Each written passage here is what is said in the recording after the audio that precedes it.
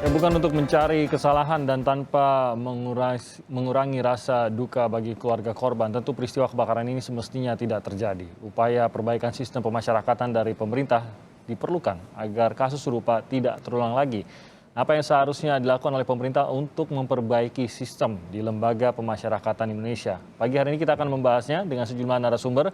Melalui daring sudah tersambung bersama kami Pak Arsul Sani, anggota Komisi 3 DPR RI dan juga Menkumham 2004 hingga 2007, Daeng Hamid Awaludin. Dan nanti ada Kepala Bagian Humas Ditjenpas Kemenkumham, Ibu Rika Aprianti, yang nanti akan bergabung bersama kita. Saya sapa dulu Pak Arsul dan juga Daeng Hamid. Selamat pagi. Selamat pagi, Assalamualaikum. Waalaikumsalam, terima kasih.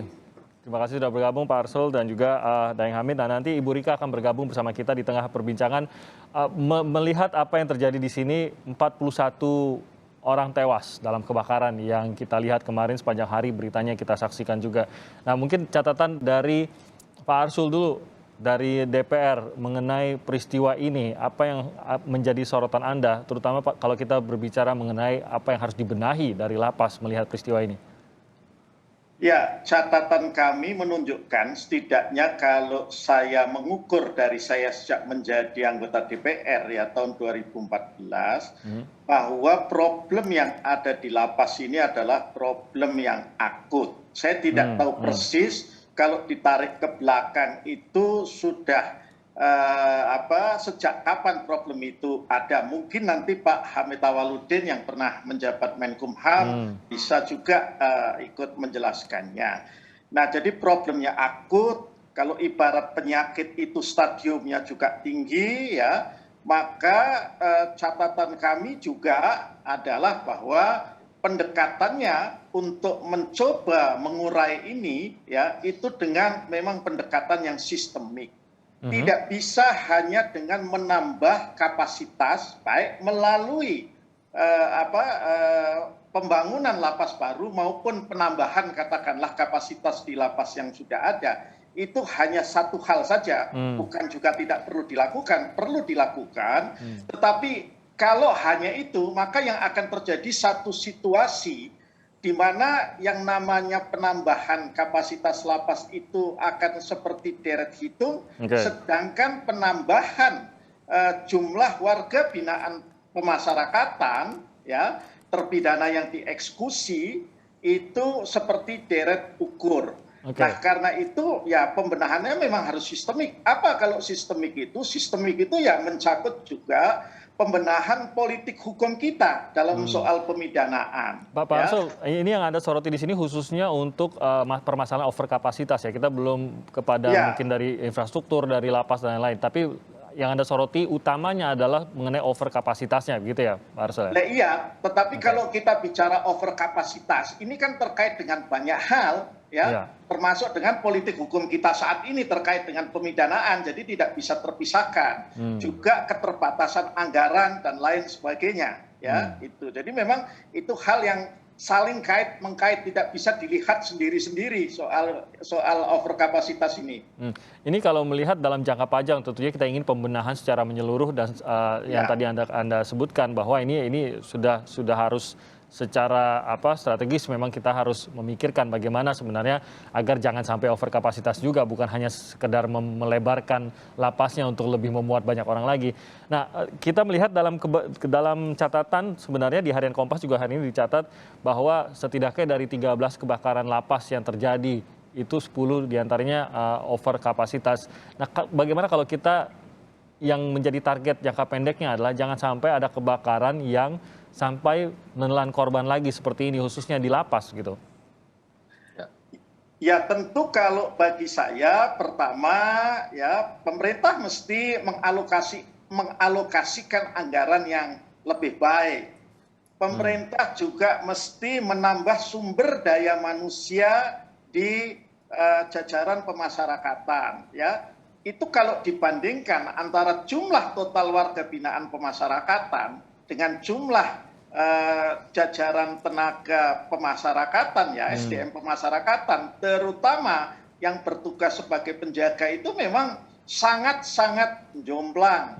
Di beberapa lapas yang saya kunjungi setiap reses, itu misalnya warga binaan pemasyarakatan, WPP-nya lebih dari 500, sementara satu regu jaganya itu hanya 5 orang atau 6 orang. Saya suka bercanda sama Pak Menkumham, ini kalau nggak dibantu JIN bisa jebol semua ini keamanan lapas. Saya bilang seperti itu. Sudah tidak masuk akal begitu angkanya untuk perbandingannya betul. sebenarnya.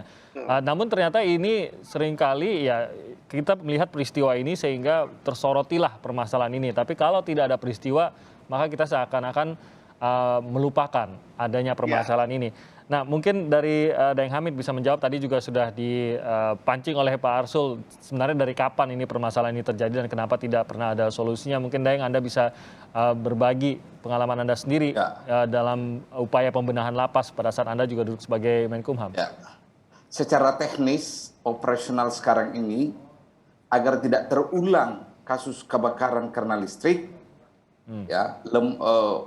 kementerian atau pemerintah harus menurunkan cepat tim ahli dari PLN untuk melakukan studi tentang semua instalasi listrik yang ada di seluruh lapas seluruh Indonesia. Karena tidak tertutup kemungkinan akan berentetan ini dari segi usia. Kabelnya sudah lapuk, macam-macam. Harus segera. Kedua, petugas lapas kita memang sudah harus ada yang bertugas khusus ahli tentang sistem kelistrikan. Jangan hanya ahli di dalam menangani keamanan security. Apalagi kalau kapasitas lapas kita itu sudah lebih 1.000 orang. Sudah harus dalam struktur pemasyarakatan kita sudah ada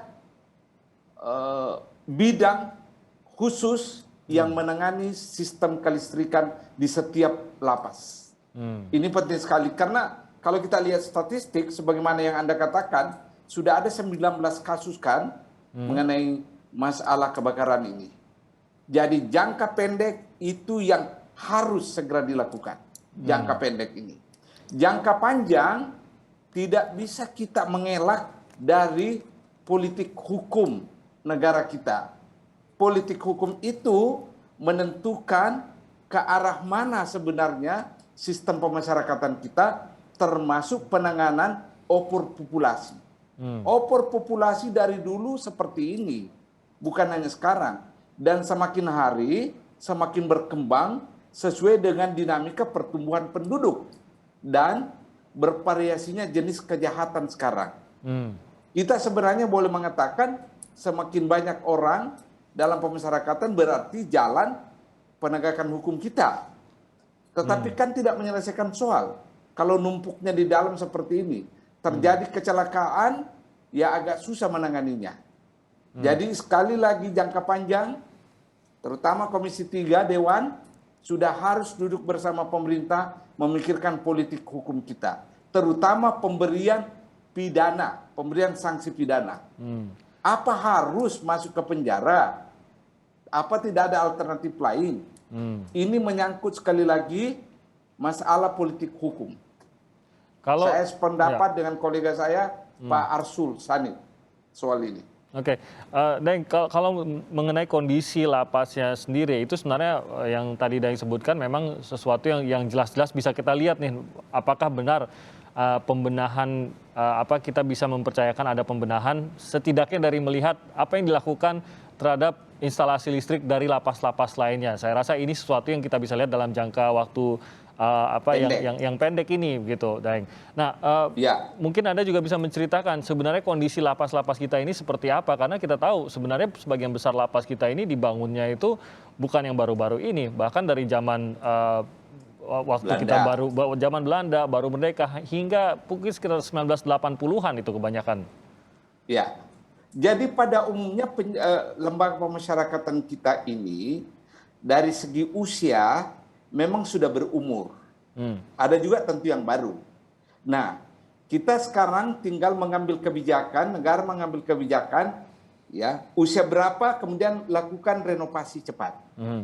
Ya, terutama sistem pengamanan. Sudah tiba saatnya negara, terutama sistem penganggaran kita, itu menggunakan sistem elektronik. Misalnya pintu, ya pakai sistem elektronik. Kedua, sistem alarm. Jadi orang merokok saja sudah bisa terdeteksi. Ya. Ini sudah harus tidak boleh lagi kita semuanya manual. Sudah harus dengan sistem elektronik untuk menghindari terulangnya kejadian seperti ini. Ya, karena bisa saja Kita tidak bisa karena usia lapas kita memang sudah banyak yang berusia seperti yang di Tangerang kemarin itu sudah 41 tahun usianya. Dan ingat ya, pada umumnya lokasi lembaga pemasyarakatan kita ini sudah tidak memenuhi persyaratan karena sudah berada di tengah pemukiman. ya, Yang ketika mereka dibangun Masih itu kosong, masih terisolasi. Sekarang karena dinamika masyarakat berkembang, jadi mereka berada di tengah pemukiman. Dan ini Jadi tidak layak sebenarnya. persyaratan lokasi saja, kalau kita mau jujur, ini sudah tidak memenuhi persyaratan sebenarnya. Oke, saya kembali ke Pak Arsul. Ini kan sangat terkait Pak Arsul dengan anggaran.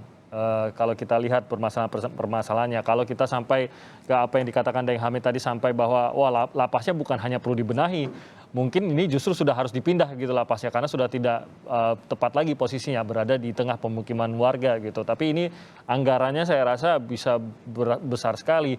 Dan jadi tampaknya kalau kita berbicara mengenai pembenahan lapas kita sampai ke titik mengenai apakah sudah sesuai dan lain-lain, ini tampaknya memang jangka panjang karena masalahnya sudah terlanjur menumpuk selama puluhan tahun. Betul, Pak Arsul? Ya, betul seperti itu yang disampaikan oleh Pak Hamid ya.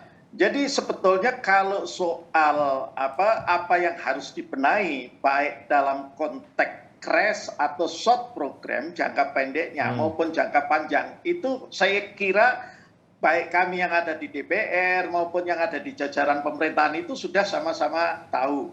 Nah, karena itulah tadi kalau Pak Hamid juga menyebut soal perlunya ya perubahan ya politik hukum kita itu juga menyangkut kebijakan anggaran ya. Jadi memang alokasi anggaran tentu saya tidak boleh juga menyalah-nyalahkan pemerintah atau misalnya Bu Menteri Keuangan karena memang ruang fiskal kita ini kan terbagi untuk banyak hal ya. Persoalan lapas itu kan cuma hanya satu hal saja. Nah, itu memang mau tidak mau itu harus ditingkatkan. Paling tidak untuk seperti yang Pak Hamid katakan tadi untuk short programnya, crash programnya ya jangka pendeknya itu apa yang harus dilakukan, yaitu pembenahan infrastruktur lapas ya. Tetapi dalam jangka panjang kalau kita hanya mengandalkan itu tadi, misalnya penambahan kapasitas pembangunan, ini tetap nggak akan terkejar kecuali kita kemudian merubah dua hal. Saya tambahkan, selain politik hukum kita yang terkait dengan pemidanaan, juga budaya penegakan hukum kita. Ya.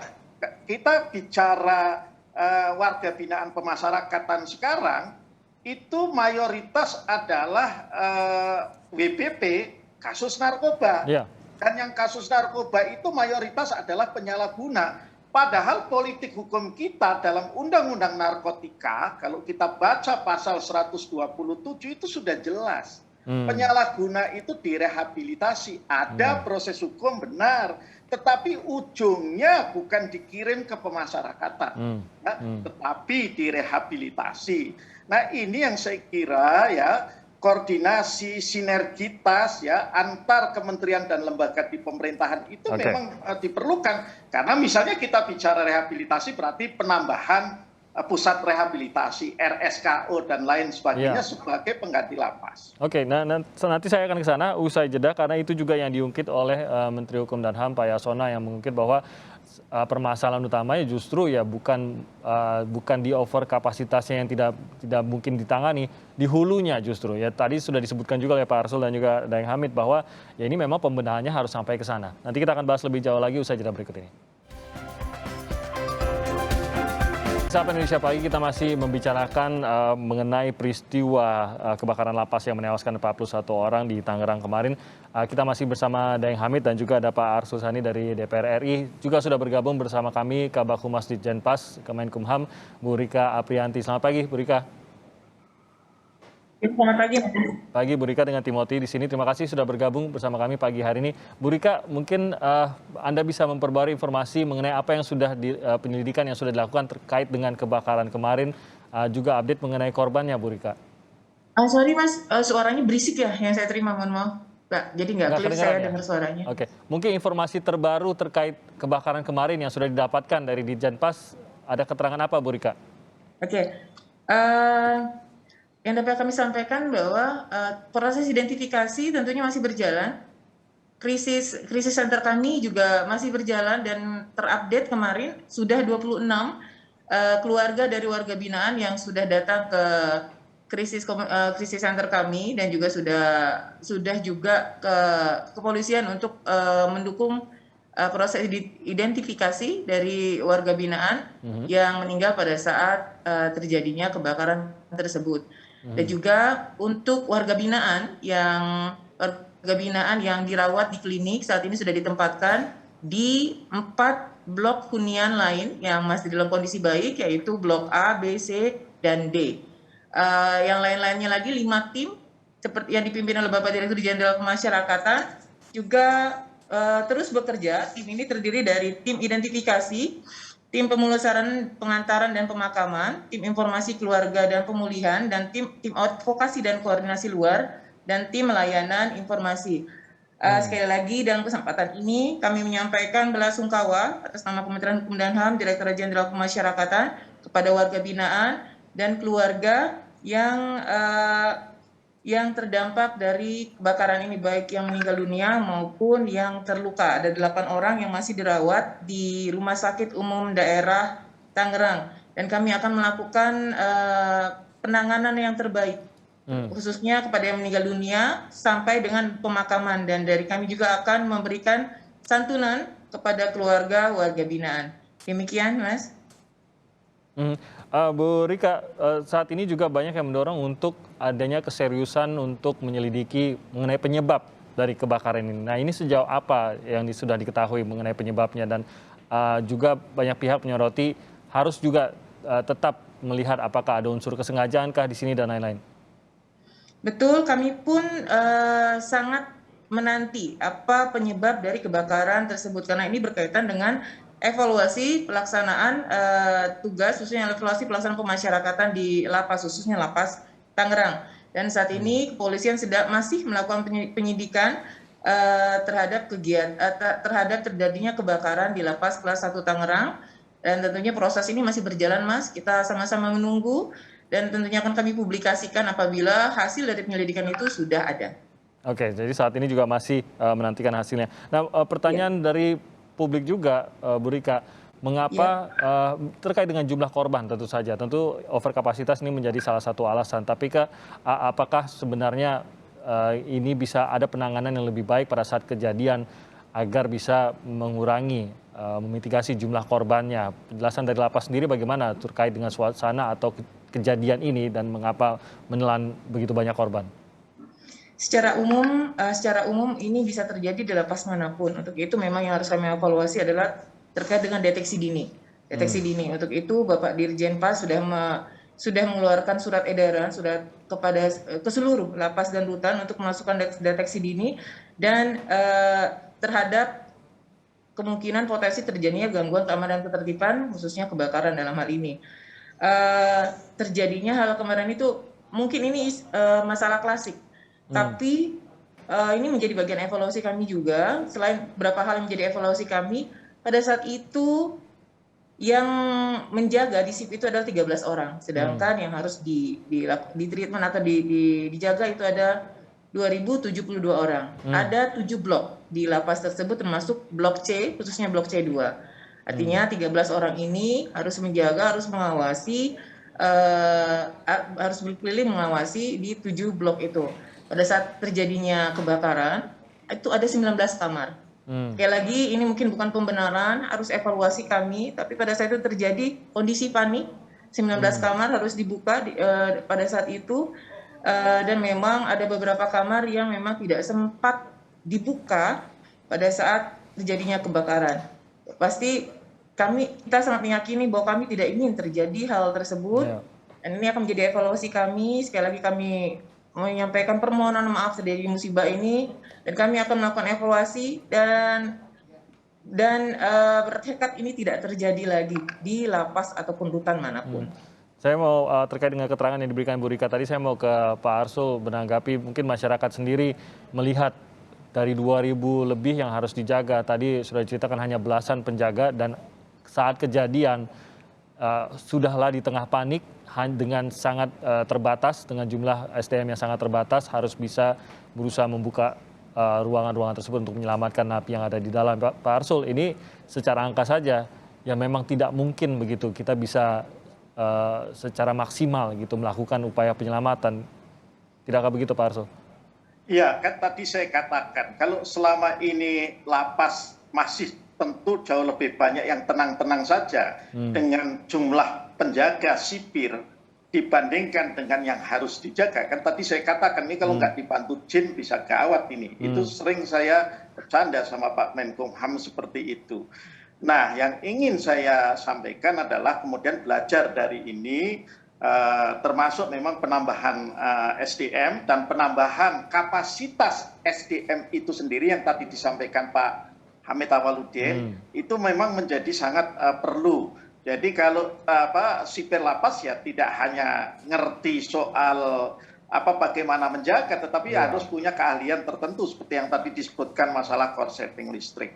Tetapi hemat saya yang ingin saya sampaikan kepada Pak Menkumham dan jajarannya, lebih baik dilakukan audit total atas keadaan lapas kita secara independen, tidak usah ada yang ditutup-tutupi, dan kemudian disampaikan kepada pemerintah, kepada Presiden, kepada Ibu Menteri Keuangan, mau seperti apa ini ke depannya kalau kita bicara soal infrastruktur lapas. Ya.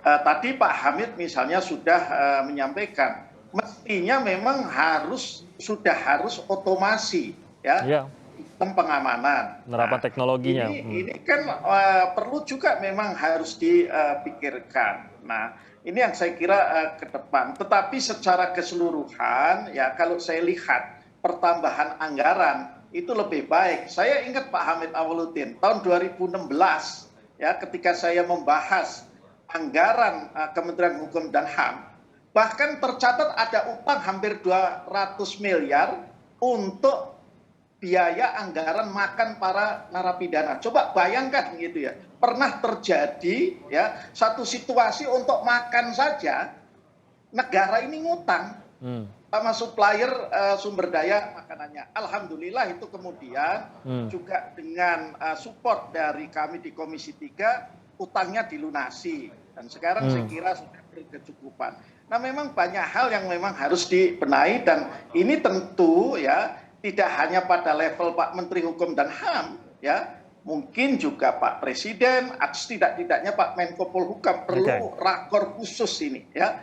Ya, itu saya kira. Baik, kita terima tadi apa yang sudah disampaikan Pak Arsul. Nah, saya ke Daeng Hamid, tanggapan dari apa yang keterangan yang sudah diberikan dari Bu Rika tadi, karena buat saya yang awam, rasa-rasanya memang tidak mungkin jadi masuk akal apa yang dikatakan Pak Arsul tadi. Kalau nggak dibantu jin ini rasanya nggak mungkin gitu. Bagaimana 2.000 orang ini bisa dijaga oleh hanya belasan orang saja, apalagi kalau ada peristiwa darurat seperti kebakaran ini?